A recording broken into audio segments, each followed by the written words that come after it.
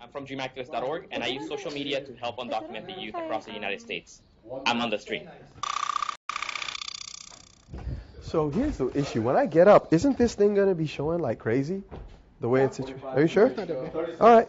Cool. Yep. Can we talk about participation of women in Palestine in terms of politics? You can talk about, whatever in the after. You can talk about whatever. Like, can there be peace in Palestine without reconciliation? I'd say, can there be peace in Palestine without more participation of women? Yeah, I mean, we have to talk about that because that's the question we asked. But you can say, you know what, I'm more interested in. Right. Exactly. Yeah. We can't change it, but you're free to talk about whatever you want. You can talk about Turkey in that part. You said say again? No, I'm going to talk about Resolution 1325. And no, I accept that. I think that's good. Yeah. Gotcha. That's perfect. That's actually a lot better. Here we go. 5 to pre-show. 5 to pre-show? You're on the pre-show. 2 to pre-show. You're on now. Okay, cool. I was like, you were in the bathroom and they were like, 1 minute pre-show. I know, I heard that. I was like, isn't pre-show happening as we speak? All right. Merci buckets. Cool. So, Anna, what were you saying? You'd rather talk about what? Not that I'd rather, but I would say, one thing that... Again? Yep. Yes, I do. Is that a term? Critical to making peace. Awesome. Okay, cool. Women in politics. Maybe we don't. Hold on. Maybe we don't. I'll shove that in my bag. I think you should talk about women as well because it's a big part of it. Well, because Hamas's whole tactic is Are we gonna? Is there something you wanted to talk about during the show? Oh yeah. Did you hear? Did you guys hear that Al Jazeera has now reached 1 million fans on Arabic? So we have 1 million fans on Facebook on Arabic, and I found this out because, as you can see, check it out. Riyadh tweeted this. Just received a cake to celebrate 1 million followers on AJ Arabic Facebook. Dude, and actually, amazing. on all of our networks, we have 2 million. So the streams, 1,000 or 2,000 or 3,000 or however many we've gotten so far has probably contributed to that. That's at least I'd like to think. And here is the money shot. Check out the money shot. Yo, that's what's up in Doha. Yo, there's Riyadh right there. Yeah. The whole crew. Okay, yeah. Skype. Sure. Hi, Ruba. Can you hear us? Yeah, I can. Okay, wonderful. Thank you so much for taking the time to join us. We really appreciate it. No problem. Okay, excellent. We'll be coming to you in just a little bit. Sorry, say it again. Turn down the music. You turned down the music. How about now? So guys, I actually wanted to bring up like that. Just turn it left to right. Derek, did you know that? Oh, go ahead. No, go ahead. Anna, I will tell you. Yeah, tell me. Just this, while we get set up, we have on Al Jazeera English's Facebook page, and you're going to be in on this conversation, obviously. We basically have this question that we put up, and we should probably address this to everybody, so wherever the cameras are, we put this question up, and we would love to get everybody's thoughts, and we're hoping to talk about this later in our post-show wrap. The question is, today on the stream, we want to know your thoughts on whether there can be peace in Palestine without Israeli recognition of the reconciliation between Fatah and Hamas. So we already have 14 people that like it and lots of comments, so we'll be coming back to this. But do check it out. It's on the actual Al Jazeera English Facebook page, not the stream's Facebook page. And tell us your comments, and they could be on the air. That's amazing. Okay, so basically in the post show, then after the main show, we're going to talk about this and see what comments people have left on it. That's a big question. Yeah, it's crazy. It's huge news because like the U.S. is basically saying, they're reminding everybody that Hamas is a terrorist organization according to them. That's the definition. And Israel or Netanyahu has basically come out saying that he rejects the idea of a unity reconciliation effort between Hamas and Fatah, and it's a sign of weakness for Fatah. Netanyahu said that. Yeah, he said that was his reaction. Oh, wow. What did he say? Okay, he said that the fact that finally Fatah and Hamas seem to be, entering a reconciliation effort, it's indicative of the fact that Fatah is weak. But wasn't the process basically stalled? Well, yeah, it's been ages. Yeah. Well, this is, people argue that, there's people like the whole thing before Mubarak fell was that the criticism of Mubarak was that he was trying to perpetuate the status quo rather than really try and achieve peace. Yeah. And so people are criticizing Netanyahu again on that point, saying, why is it a sign of weakness that people are coming together? But you know, from his perspective, I'm sure you can understand it. Yeah. Tons of comments already. This is great. Wow. All right, let's close out of these photos. Although, frankly, I do goes. wish I was eating this cake. Facebook cake. Facebook cake. They yo, even I'm have all about cake. it. Yo, I know. What's up with that? They get all the cake in Doha. I They know, get all the it's cake in crazy. Doha. We here, no cake. Yeah. We got an orange couch, but no cake. Precisely. Take what we can get. And it's been retweeted by many people. How do I ask to have? Say it again? How do I ask someone to have if I want to show Nothing. the You don't ask. screen? You just okay. talk. Okay. They'll either show it or not. Okay. I mean, you can also Right. say, Almost hey, I there. want to show you guys something. Yo, this is the last pilot show before we go to TV. I know. All right, 15 Lots seconds. to talk about. It's going to be a good show. 10 seconds. Not that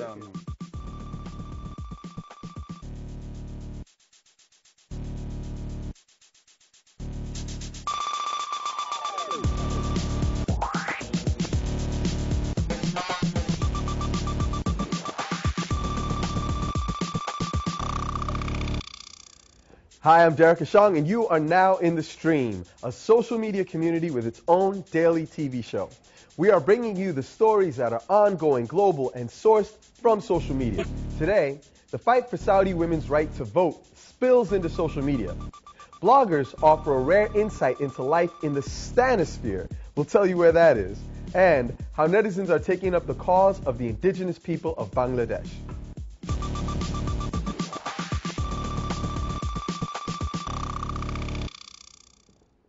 Now, joining us for a second day in the stream is Anna Louise Sussman. She's a freelance investigative journalist who focuses on human rights and is reported from over a dozen countries. Welcome back, Anna. Thank you, Derek. Tell us a little bit about your human rights background. I have a master's from the London School of Economics in human rights with a focus on women's rights, and I wrote my master's thesis on Lebanese women's rights in the religious laws.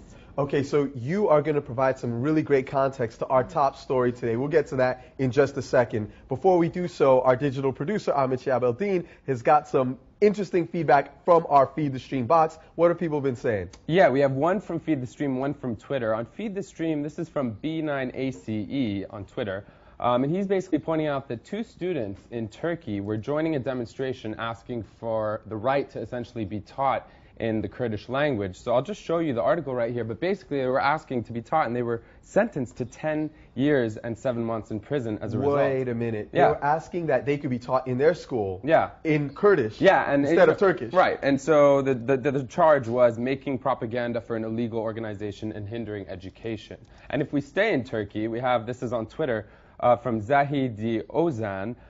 Essentially, apparently there's going to be a large demonstration after Friday's prayer in Istanbul and Diyarbakir in support of Syrians. So yeah, those are our 2 tweets. And please remember that you can use the Tell Al Jazeera hashtag to share and recommend stories like these with us. This show is really all about building a community, so we're really listening to what you are talking about.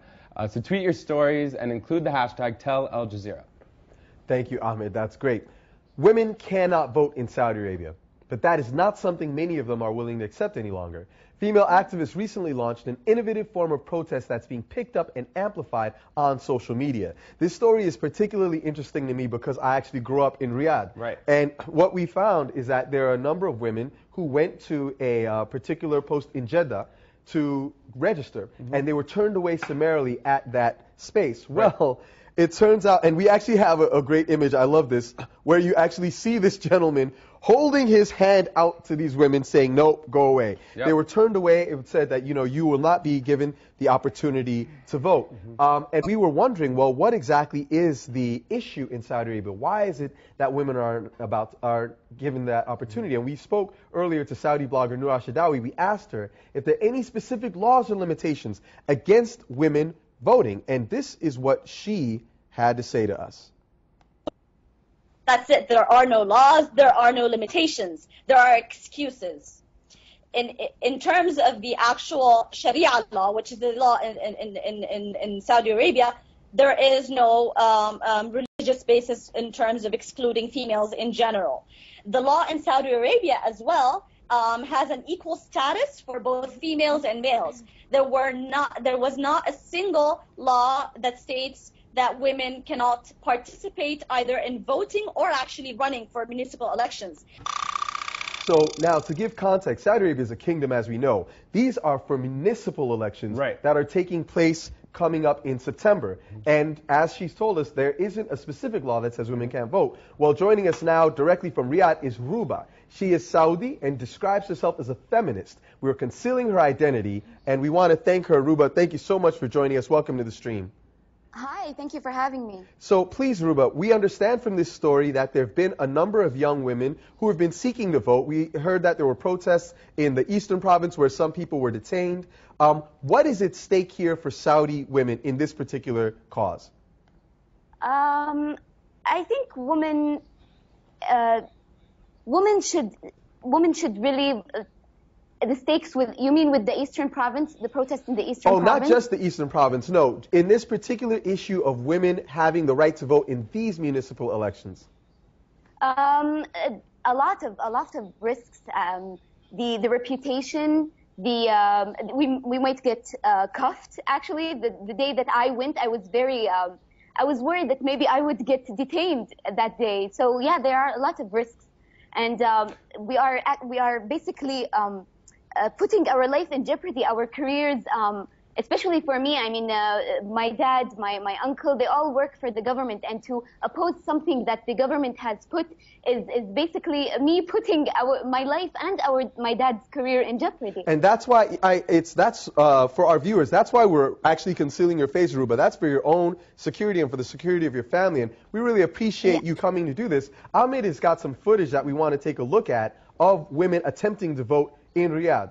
Yeah, this is footage that we found online. It's part of our story, where the gentleman seems to be explaining that they will not permit them to vote. I don't know if you're familiar, Ruba, with this footage, but... I was one of them. Yeah, so you were one of them, and this is actually the footage precisely, maybe perhaps of you. And as you can see, the gentleman's, engaging them in a conversation.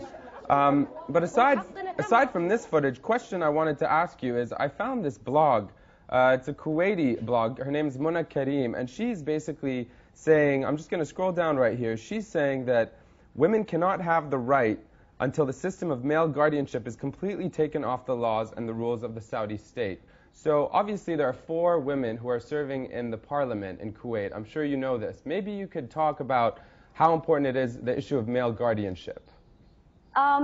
We have this little group that we made up, me and a few women. It's called Saudi Women Revolution. The first issue, or the issue that kind of heads our list, is the guardian system. We are trying to oppose that system, basically because it does hinder a lot of things, from traveling to education to even receiving healthcare in hospitals. So yeah, that's one of the first things that we are trying to cancel here in Saudi Arabia. Now, I've got actually a tweet up on my screen that speaks of Shevolution, and it's got a link to what some of these protests, but it's also using the hashtag that you just mentioned, Ruba, Saudi Women Revolution. We've also seen a number of other hashtags like Riyadh Girls Unite, Jeddah Girls Unite. Someone, Maisa M, is saying that this is just the beginning. However, it's not everyone that agrees with this. I saw this particular post that was striking. It said that if more females would sit down and be ladies, more males would stand up and be gentlemen. I want to bring this to you, Anna. I mean, is this a legitimate concern? Because it seems like this guy is saying that it is the position of women in Saudi Arabia, or the actions of women, that is causing men to be restrictive to their rights. Well, this is a classic case of blaming the victim, I think.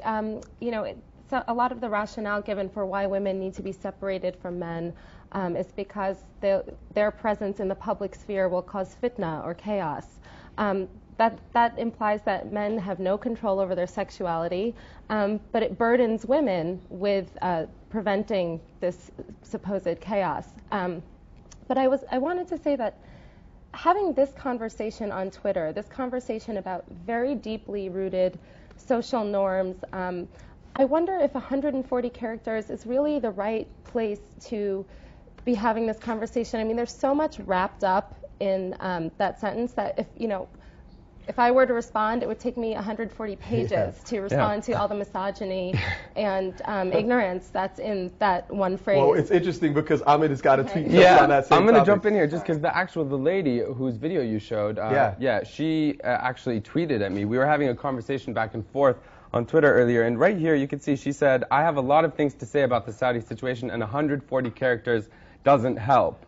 But what does help, Ruba, is the Facebook page that you created and referenced earlier. And I just want to quickly show a couple of the images that you guys feature in your photo gallery, because they're quite powerful. An image of a Saudi woman seemingly suffocated, as well as other images. And seemingly suffocated by her womanhood, because that is a symbol of, the feminine symbol. This is the man, right, the man. Oh, the male symbol. Okay, close enough.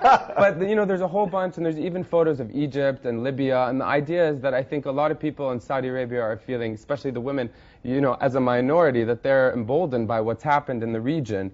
And, there's other there's other Facebook pages that we need not be mentioned, well, but they're I actually want to ask Ruba a question about that, because it seems that, this is not a cause where women are saying they want equal rights, Ruba, if I'm correct. This is women saying that they want the specific right to vote in municipal elections where there's no law on the books saying that they can't. So why are women not being allowed to vote, or at least to register? I think the only I can't really understand what their excuses are, because at the polling center, the only excuses we were given were extremely misogynistic and weak, and they were just a bunch of straw man arguments, really. I think the only reason we chose this time in particular is because throughout history, women took their rights during suffrage, during elections. If you know what I mean, they took advantage of those times and they demanded their rights, and that's the only time they were given it, or that's the peak of the feminist movement in Europe and America.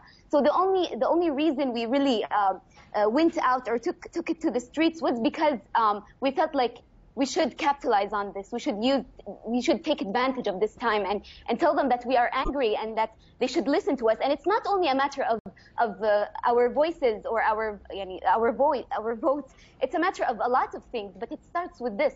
It starts with this, and it's a critical place to start. We saw a tweet that Ahmed has pulled up that says that prisoners in Saudi are allowed to vote while women are deprived of their suffrage rights. This is something that we really want to keep our eyes on. Thank you, Ruba, so much for having the courage to join us, and we do wish you luck in your cause.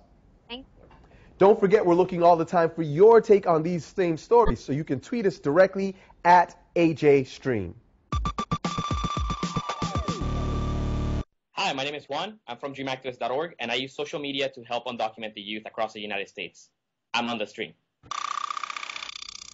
The indigenous communities of Bangladesh have been fighting a losing battle to preserve their way of life. Now, netizens in that nation are taking up their cause. This particular story requires a little bit of explanation. In Bangladesh, you've got a population of about 150 million. 1 million are a part of a group called the Jumma people. They are the indigenous people. They're ethnically different. They're more, the predominant population is Bengali descent. These people are more Tibetan and Chinese descent. They're also, unlike the predominantly Muslim population, they tend to be Buddhist. And so what's happened is, since independence in 1971, there's been conflict with the government until in 97, there was a peace treaty where the government agreed that they would not have any forcible removal of these Jumma people from their lands. Well, what we found happening is now Bengali settlers are infiltrating the Jumma places, their places of living, and the government is not doing anything about it. We've got an image right here where you see some of these indigenous people protesting against these particular issues. The thing that makes this story intriguing from our perspective at the stream is that reports have been that the media, which is primarily run by Bengali people, has not been fair in their description of what's happening. And so bloggers have been taking up the cause of telling the story. When the media talks about, in things that happened, for example, this attack on April 20th, settlers attacked people in the Chudagan Hill tracks. The media talked about the Bengalis who were injured, not the Jumma people who were injured. The bloggers showed this particular image, which was so stunning. And this is of a 13-year-old Jumma girl who, as you can see, is bloodied and injured. It turns out that she was very seriously injured. She had to be hospitalized. And in a nutshell, it was only through the web that this kind of story has been getting out. You know, I would love to get your insight on this, Anna, because again, this is once more an issue of human rights where you have a minority population that doesn't feel like they're being respected. One thing, when I saw that photo, some of the links had similar photos to really troubling pictures of violence. This is a conflict that I know very little about, and it does worry me to see photos that violent and that graphic without context. I think this is a conflict and an issue that very few people know about. It's not the Zapatista movement or the the Tibet issue where we hear about it a lot in the media. And so, I do believe that a state-run media is covering things unfairly. That doesn't strike me as implausible. I do wonder about... Before we get deeper in, we did get a chance to speak earlier with a Bangladeshi blogger. He is a Bengali blogger. His name is Biplab Rahman, and here's what he had to say on this issue. Land rights is the main problem in Chittagong hill tracts. Land should be back to the hill people. But Bangladesh government is not agreed in this point. So clash is going on with Bengali settlers versus indigenous people. Army is one of the main problems in Chittagong hill tracts. Bengali settlers are backed by army.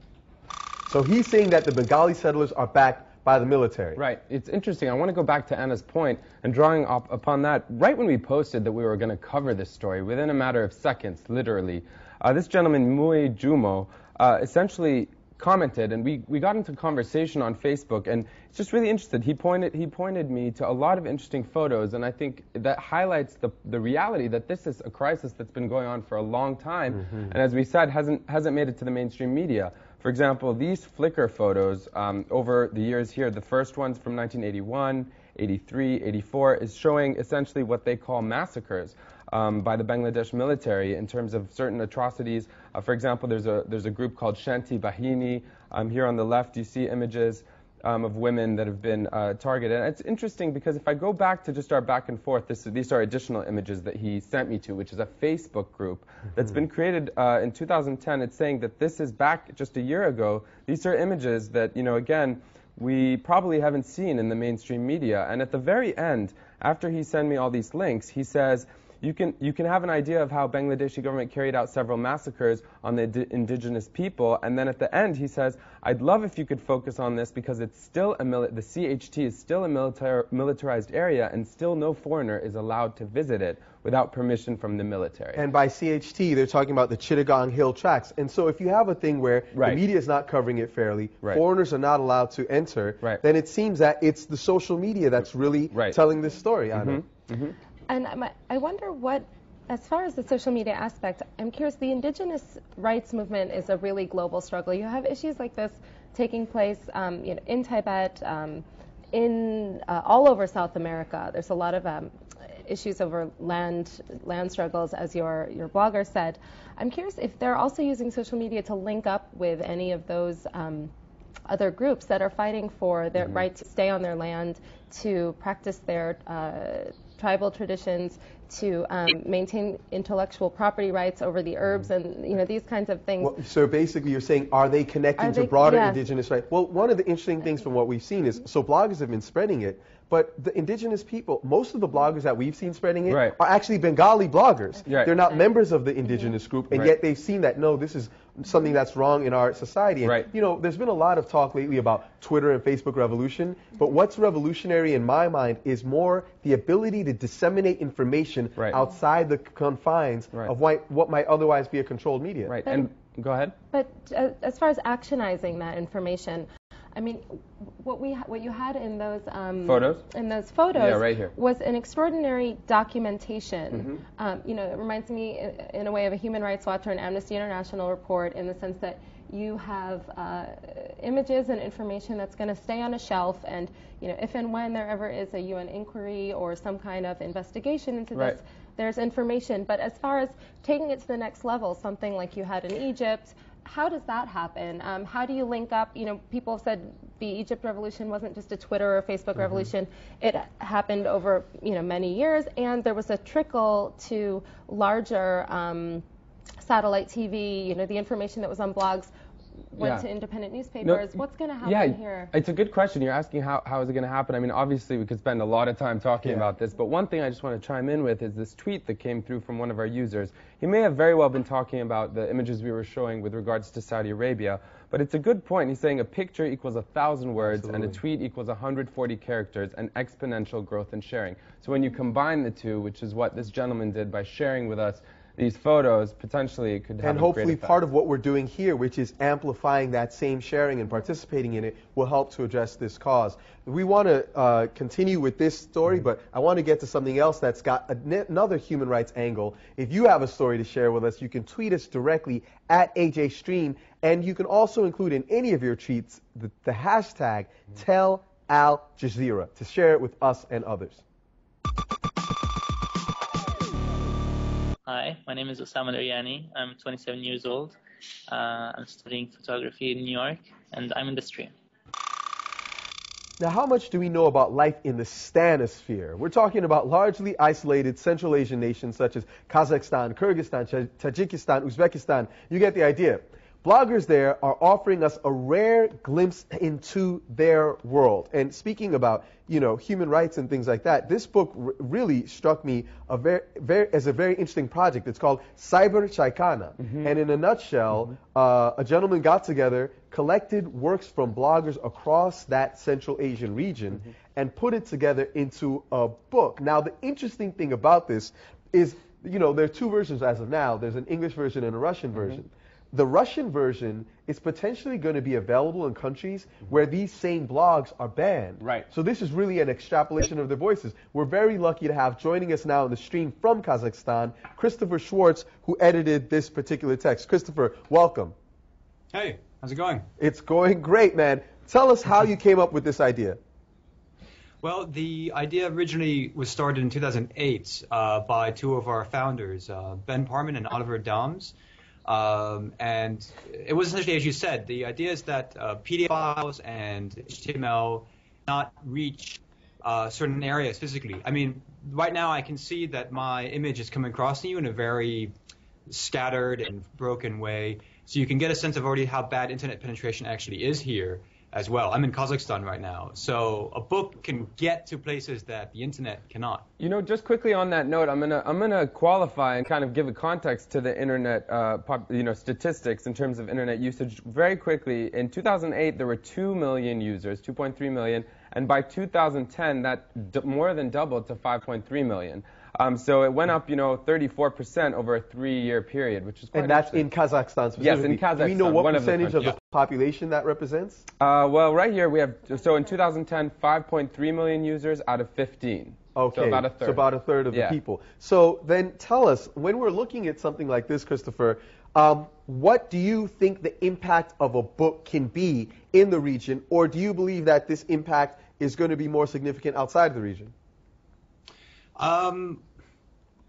The impact is probably going to be twofold. Outside the region, it kind of serves as a kind of untravelogue. Very often what happens is Western experts come to the region, talk about the exotic Central Asians, and go back and give their different viewpoints about this region. So the idea in that sense is to try to broadcast the actual voices of the Central Asians themselves. Excuse me. Get some water. Oh, absolutely. And while you're getting some water, I'm curious, what are some of the things that these voices are saying that you think need to be heard? Well, for example, let's take the gender chapter. Very often what you hear is that the women of this region are basically stuck between the legacy of communism and Islam. And it's simply not that black or white. It's not that simple. I mean, you now have a president of one of the nations here who is female. And, well, much of the elite and ruling class are women, for example. Women serve vital functions in the bureaucracy. It's really just not that simple. So basically, Anna, it seems like this is a project that's giving some more complexity to our knowledge of Central Asia. Absolutely, but when he mentioned that women make up a majority of the elite, sometimes I've noticed in Lebanon, for example, having a lot of women in elite positions can actually hinder, in a way, gender equality, because a lot of times those women are out of touch with the struggles of everyday women, and they're the ones who are in a position of power. So it takes a real awareness and conscientiousness on their part to then push for the rights of ordinary Christopher, women. you sound like you wanted to say something to that point. If you see that happening. 2 points. The first, I would not that they are the majority of the elite, but they are obviously a significant element of the elite. And second, you're absolutely right. I mean, think of, so the president of Uzbekistan, he has 2 daughters, one of them who's a famous pop star. And they are completely, utterly cut off from the daily life of the average Uzbekistani woman. I just want to quickly throw in that Sanchipu is back with us, and he put in this tweet saying, quote, "A book can go places the internet can't." He says it's true, and our usual prejudice is to think that the reverse is also Precisely. true. And so part of what we're learning is really all of these tools are valuable elements of getting the word out, the truth out. Thank you, Christopher, so much for joining us. We really appreciate your work. And people will get to hear from you. Stay there because we'll talk to you in the post. Anna, thank you for joining us. All of you in our community, thanks for being with us. Stay put, because after a brief break, we're going to continue this discussion on the website right here at stream.aljazeera.com. On Monday, we're live on television, and we'll be having this show that runs a little bit longer on our website. So stay tuned for Monday, but for now, don't change. We'll be right back.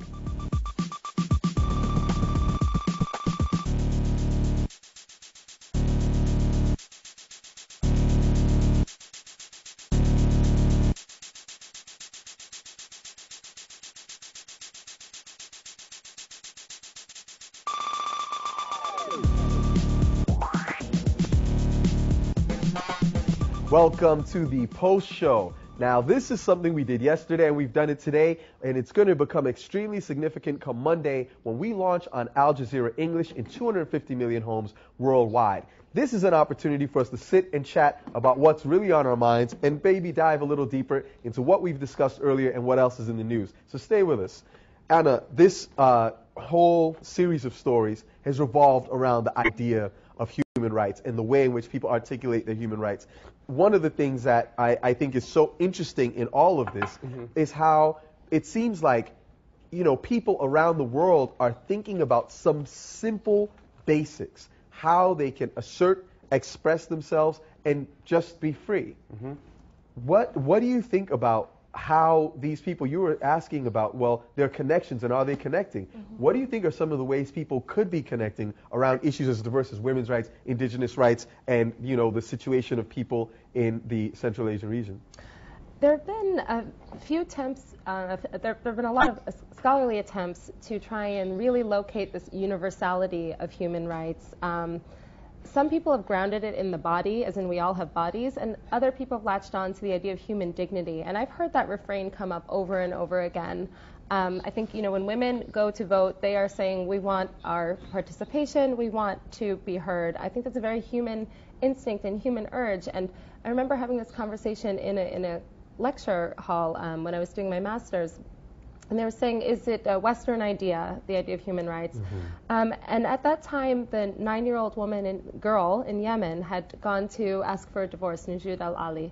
And I thought, if you have a 9-year-old girl who's never heard of human rights, she's never taken a course in it, and she marches up the courthouse steps by herself to ask to be taken out of an abusive marriage, to me that really represents an assertion of your just human instinct and will to be free. And I think that's something that really binds it, which is why when we hear about halal internet and attempts to build these censored internet platforms like what we were talking about yesterday in Iran. I want to get one last point from Christopher to that idea of the universality of human rights. What do you think that the bloggers that you work with are hoping to get out of this endeavor? Precisely to promote the very idea that there is such a thing as universal human rights. So, for example, here in Kazakhstan, there was a lot of negative reaction to our book along the premise that it was a feeble American attempt to spread vile American democracy, essentially, and that Kazakhstan has its own Kazakh democracy, for example. So the attempt is to try to establish in the minds of the audience here that there is something that is universal. I would like to step in there. Interesting. Well, I want to say, Christopher, I know you've got to leave. Thank you for joining. It's very late in Kazakhstan, so thanks for joining us. We really appreciate you having us, and we hope that the book is a big success. Thank you very much. Take care, man. Can I add that a deputy and envoy of President George W. Bush visited Saudi Arabia in 2005, and she was told by women there that, we like things the way they are. We're fine with this. Don't try and impose your Western ideals on us. I think we're seeing now that within every culture, there are multiple points of view, and that this idea of a culture, it's always contested, and it's always being fought out on the ground. And so whatever your values are, you can find a side within that culture to identify with, and it's not you necessarily imposing your values on someone else. There's always someone in there that agrees. And speaking about the fight on the ground, there's a fight that's been going on the ground for many, many years, decades really, in the Middle East. And we asked a question earlier on Facebook on Al Jazeera English's page. Again, the question, just to remind everyone, was, we want to know whether there can be peace in Palestine without Israeli recognition of the reconciliation between Fatah and Hamas. And, it's worth mentioning we have 173 comments in a very short period of time.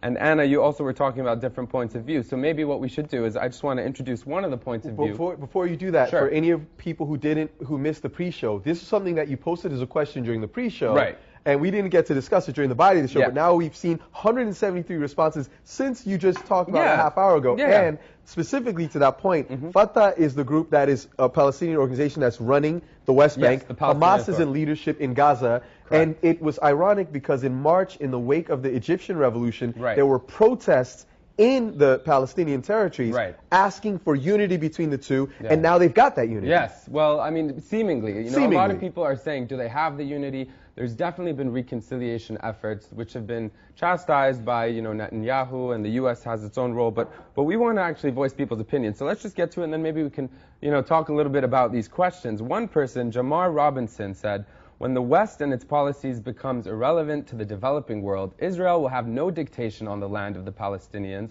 and its constant illegal settlement of the West Bank and Gaza. I don't know, do you think that, so what do you think? Do you think that's true? I'm not sure what he's saying. I think he's saying that essentially the Western world has to become less important in the struggle, because let's just raise the issue is the U.S. is saying, Hamas is a terrorist organization, and Netanyahu is saying we don't want unity. Unity is a sign of weakness on the account of Hamas, on Fatah. So can the Palestinians really drive their own course is, I guess, what this guy is saying. Absolutely. Well, something that's interesting is I'm hearing that we've got a surprise guest. I don't actually know even who it is or whose name they are. So they're telling us that, who are we having?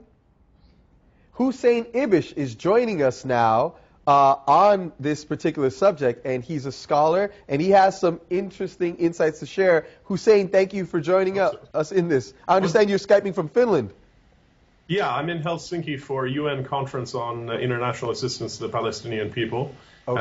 And I'll be giving a paper on obstacles to implementing state building. And we may have a new one. And so now our people is, I mean, this has got to be the central subject of discussion. What's your take? Do you think, I mean, to our fundamental question? No, I mean, it actually isn't a central topic of discussion here for two reasons. First of all, this is a very focused conference on international support to the Palestinians, so it's really about an ongoing project, the state-building project that the PA has been formally doing since the summer of '09, and more generally the institution building that's been going on since the mid-'90s, since the creation of the Palestinian Authority. The other reason, and this is sort of crucial, is that there very, very little information is known about this. I mean, nobody knows what's been agreed exactly, whether it will be implemented in whole or in part, what it's going to look like, what effect it's going to have. It's very murky at this point. So there isn't a good way to evaluate, what it is and what effect it's going to have at this point. There's too little. No. Thanks for that point. What we're going to do here is we're going to actually throw to you, not a question, but a comment from William Longfellows, who says that, see if you agree with this, the recognition of Hamas by Israel goes hand in hand with the recognition of Israel by Hamas. Obviously, you can't have peace without a reconciliation between Fatah and Hamas, and Israel can't demand something they themselves are unwilling to grant.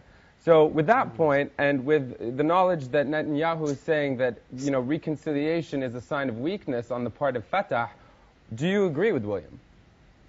I'm not sure exactly what he means, but I mean, certainly I think that it's necessary to get to peace the majorities and all the powerful factions in Israel and among the Palestinians have to recognize each other's right to exist, each other's national and human rights, each other's right to self-determination in their respective states. And so that would apply to Israel and to Hamas and to the PLO and to everybody. Now, one of the things that I know is going to come up, and that always comes up in this question, is what happens to the rest of the region depending upon this. Right. And we were discussing yesterday these protests that were happening in Egypt outside of the Israeli embassy, as well as a report that showed that a majority of Egyptians want an end to the 1979 peace treaty. I mean, what are the implications for regional peace of the possibility of a greater unification amongst the Palestinian factions themselves? Yeah, that's a very interesting question. I mean, I actually think it's probably more the other way around. In other words, I think that regional upheaval has been more of a role in shaping this agreement and how it's going to play out. I mean, the future of Egypt is decisive throughout the Arab world, and particularly with regard to the Palestinians. And I mean, is it true? I just want to ask you, I'm going to interject quickly. Is it true that now goods have been crossing between the border, whether it's Rafah or the other borders on Gaza, and actually people have been crossing? Palestinians are being allowed? It's starting in a big way. Although the border was closed entirely for holidays for a couple of days, but the Egyptian foreign minister has told Al Jazeera, as a matter of fact, that they intend to open the crossing permanently for goods and people. So that's an important development and very significant. What I was going to say is that, you know, if you wanted to kind of analyze why these parties who've been at loggerheads for so long are at least talking about reconciling, which it's a preliminary agreement, which is why we don't have any details. They probably haven't work them all out themselves, or it's just not clear. But, you know, certainly the Fatah and the government in Ramallah lost a very close and important ally in Mubarak, and it's not clear where Egypt is going to be in a year's time or 2 years' time. And Hamas is currently watching its main Arab ally, or patron, if you like, Bashar al-Assad in Syria, tottering unsteadily. So, you know, maybe it's a natural progression. Well, yes, these regional events have a profound impact. But one more thing to be noted is that the case that because Arabs are standing up for their rights in their respective countries means that they don't care about the Palestinian issue, or that this is a minor matter, or that can be put on a back burner, is completely wrong. And it's wishful thinking on the part of some Israelis and deliberate deceit on the part of people who know better but say so anyway. Now, the Arabs can walk and chew gum at the same time. They can care about the rights. The rights of the I think that's a very fair point. And in speaking of covering multiple issues at the same time, Anna, I want to get one of your thoughts on how women play into all of this, because we've heard from a lot of young women who are taking this revolutionary moment as an opportunity to articulate their own interest in improving their rights. Absolutely. One of my big questions on the whole peace process is, where have the women been? There was a resolution in 2000, UN Resolution 1325, that I'm sure you're familiar with, that called for a greater role of women in peace processes, particularly after major conflicts.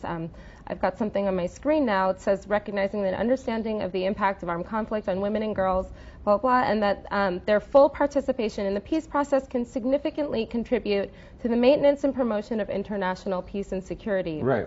So that's something that's been recognized the world over, and I've seen so few female voices in this process over decades. Well, it's worth just quickly mentioning that there was a new party that was formed. I don't know if you're aware of this, where a woman was nominated or appointed as the leader. Yes. Are you familiar with this? Could you talk to us about that a bit? Yeah, of course. Yeah, yes. I mean, although the name of the lady escapes me, as does the party. Yeah. They're not terribly prominent. They're new. Right. You know, yes, it's the first time a woman has been declared the leader of a Palestinian political party. Yeah. Her name is Zahira right. Kamal, and I think the party, the party is being dubbed. Go ahead. Palestinian Democratic Union. Yeah, the Palestinian Democratic Union, and you know, it's interesting to also know. In the past, had a few prominent women on the Palestinian side. Certainly, Hanan Ashrawi comes to mind. Right, but not in leadership roles. Well, like a lot of independent liberals, she's sort of not found a home in the current leadership of the PLO, and certainly Hamas has a real issue with women's rights and their whole conceptualization of women. As a matter of fact, I'd say if you looked at their policies in ruling Gaza, a significant chunk of the changes that they've enforced have been, I think it's hard not to use the word misogynistic. Well, but really, I just want to mention on the point that Anna was making about women is how Hamas came to power. It's interesting to note that they really ran on a platform that was trying to appeal to social services and giving rights to women and giving access to social services. And so whether that's something that's going to play out in terms of this reconciliation or not is left to be determined. Well, it seems like that's something that, according to what he's saying, that did not play out in their actual actions. Right. So I don't know if they're going to have a lot of credibility on that point. Bait and switch in politics. I mean, there's this great book by Tom Frank called What's the Matter with Kansas, where he points out that Republicans tend to run on conservative social issues and then deliver up economic policies that are not in the interests of the people who voted for them. Mahmoud Ahmadinejad, in exactly the reverse, when he first ran for president of Iran against Rafsanjani a few years ago, promised, essentially economic changes and appealed to the economic interests of the Iranian working class and came up with social conservatism and a hawkish foreign policy. So there's a lot of bait and switch in politics. Ibish, I want to thank you so much for coming and joining us from Finland, and good luck at the rest of the conference. We're going to be live on television starting on Monday. We're asking you all to tune in. We'll see you then.